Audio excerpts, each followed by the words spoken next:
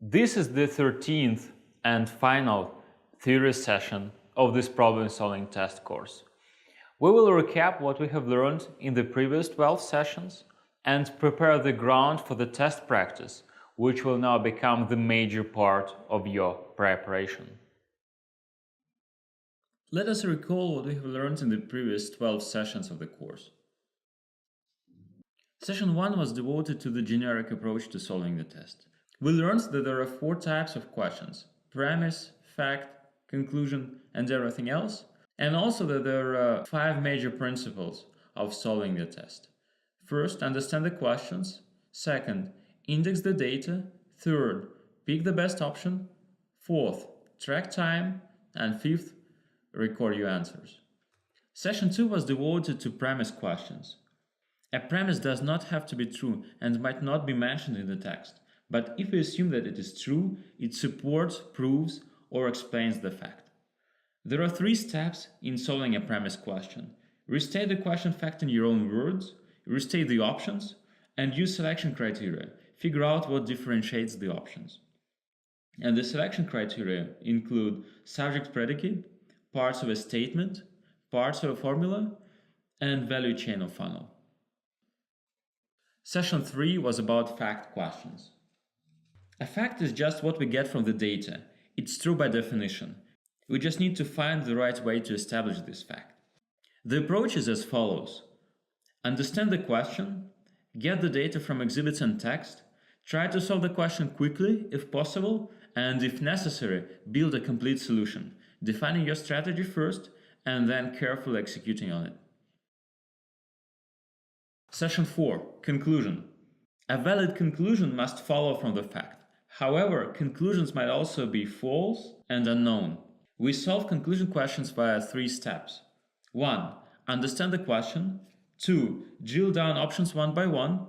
And 3. Make a fact-based conclusion. And be sure to be fact-based and skip unnecessary options.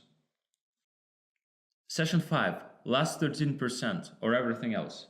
These last 13% questions include 3 subtypes. Give a recommendation, build a formula, and interpret the words of a client. And remember that a recommendation question is similar to a premise with selection criteria of efficiency and risk.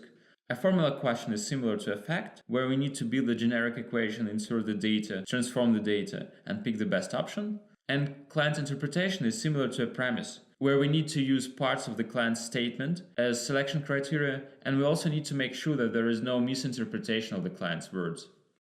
Session 6 was about compounding. We can express compound growth via simple growth plus a certain number, which is called contribution margin. And this number has 2 special properties. Property number 1, it's always positive, and property number 2, if x and n are sufficiently small, meaning not exceeding 45 in absolute value, the compound margin is also small, not exceeding 10 percentage points. Session 7, Rule of 72. The Rule of 72 says, if some quantity grows by x% for n periods and doubles, then xn approximately equals 72, provided that x is not greater than 20. We also remember that there are all kinds of similar rules. Rule of 42, 96, 114, and so on. And the way you derive these rules is by summing the anchor numbers and by taking a product of the multipliers. A similar rule for shares says that if we want to grow the share of a certain object in its base, we need to subtract the growth of the base from its growth and apply the rule of 72 as always. Session 8. Contribution margin. Contribution margin is the revenue minus variable costs over revenue. It is the bridge between incremental revenue and incremental profits. It is the part of revenue not consumed by variable costs. To apply it in PST problems, we need to find the share of variable costs in revenue, then find contribution margin as 1 minus this share, and then divide the extra profit needed, or the loss we need to cover, by contribution margin. You will end up with the value for the desired extra revenue.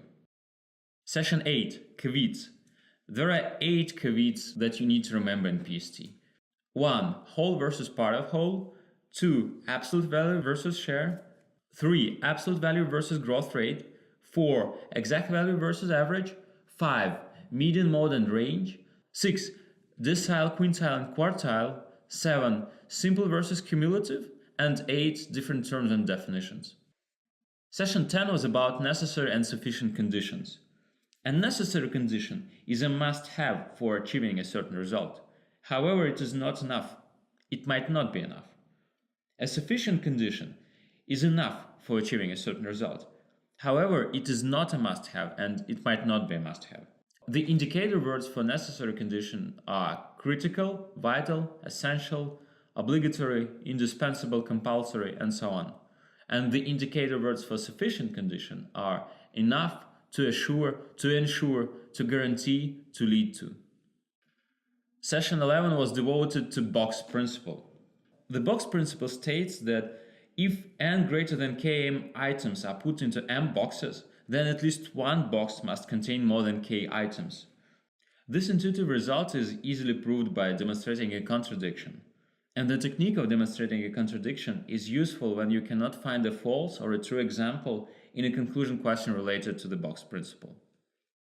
And the previous session, session 12, was devoted to Euler Venn diagram.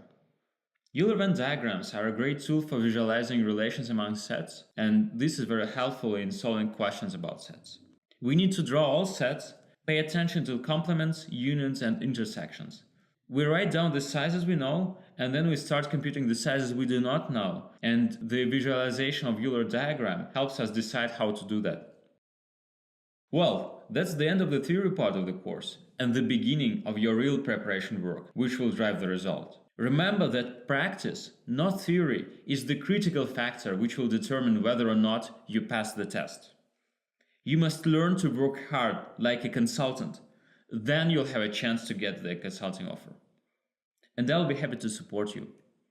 So see you in the practice sessions of the course. Best of luck!